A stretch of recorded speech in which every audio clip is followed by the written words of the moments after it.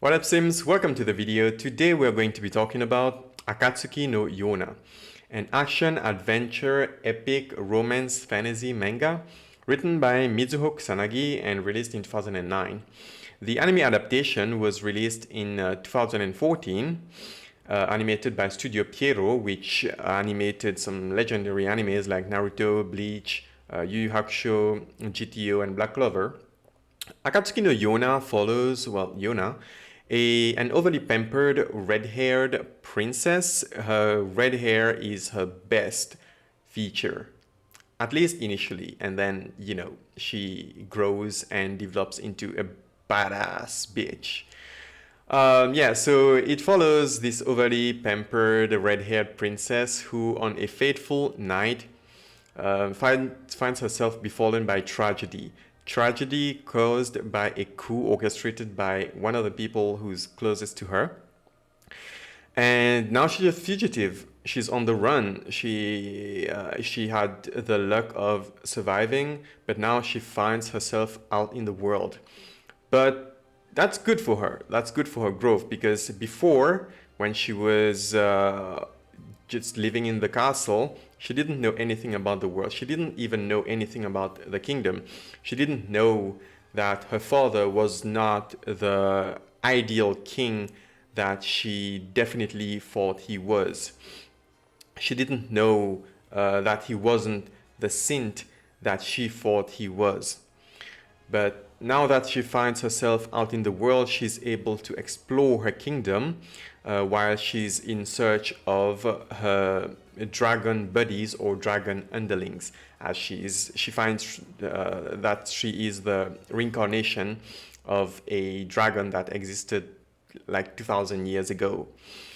And now she has to gather her dragon buddies in order to accomplish her goals. But initially, she doesn't know what her goals are.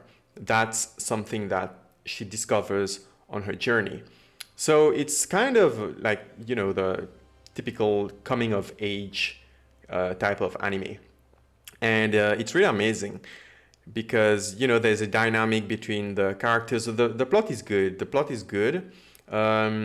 It's a little bit like the dragons are inspired from Chinese lore.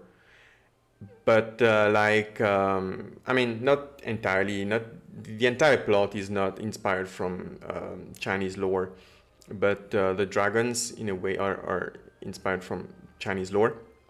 But yeah, each person, each of the dragons has their own personality, and they are very different. This is the nicest thing to me about Akatsuki no Yona, is the dynamic between the characters.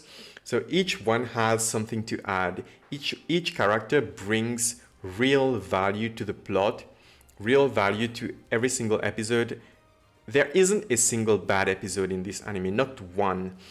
And it's thanks to the fact that the characters' personalities are so diverse. I won't go into too much detail. That's for you guys to discover on your own.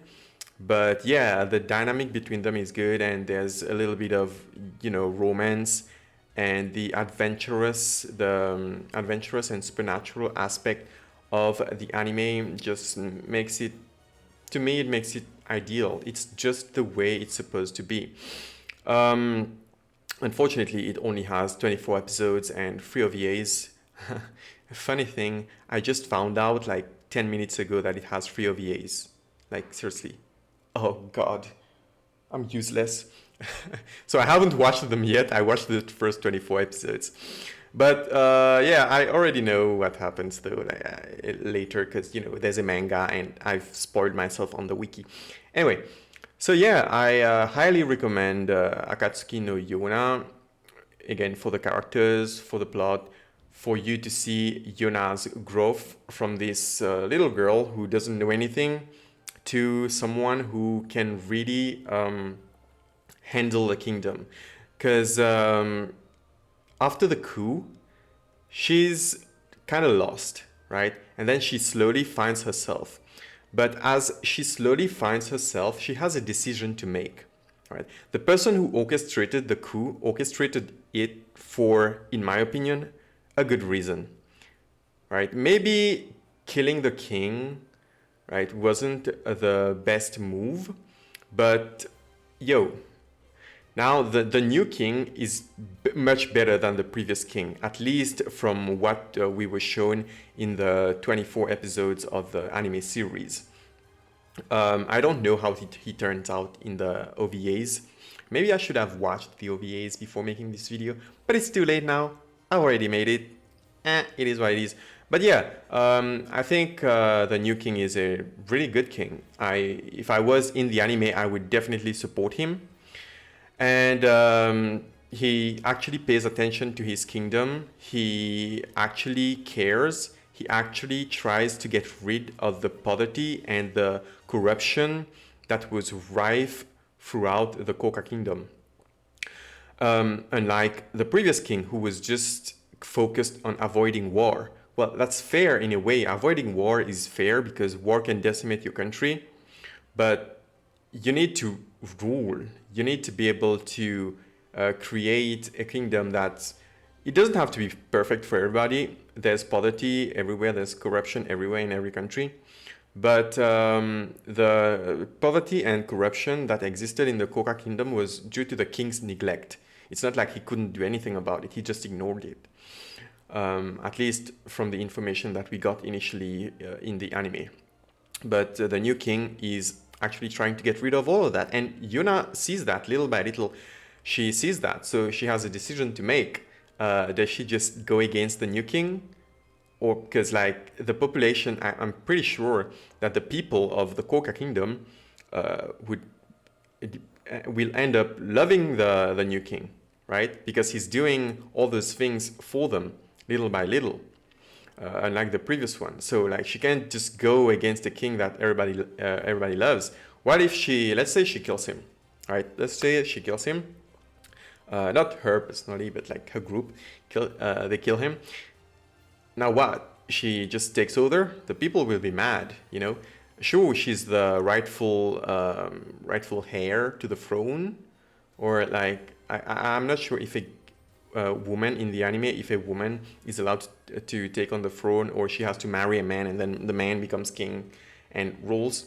But like, yeah, she has a decision to make. So she slowly matures, but before getting to the point where she has to decide whether she needs to overthrow the new king or not, she turns into a fighter. She turns into someone who can handle herself, someone who can actually defend herself. And yeah, she turns into someone who can make decisions, because that's an important aspect of her. She's supposed to be a leader, right? And a leader who hesitates, who can't take action, is just not good. And she slowly turns into someone who can make the right decisions at the right time, someone who doesn't just, you know, cower in fear and whines about anything. And I feel like throughout her journey, it's really her real personality that comes out. Because all this time she was in the castle, she didn't have the opportunity of expressing her real personality. That's how I take it. It's not that she changed, but it's more like her real self was brought out through this adventure. So yeah, that's it for me. I'm gonna end the video here. Thank you for watching. Make sure to hit the like button, subscribe, and leave a comment if you have something to say. Yeah, Akatsuki no Yona is an 8 out of 10 for me. It's great. Bye bye.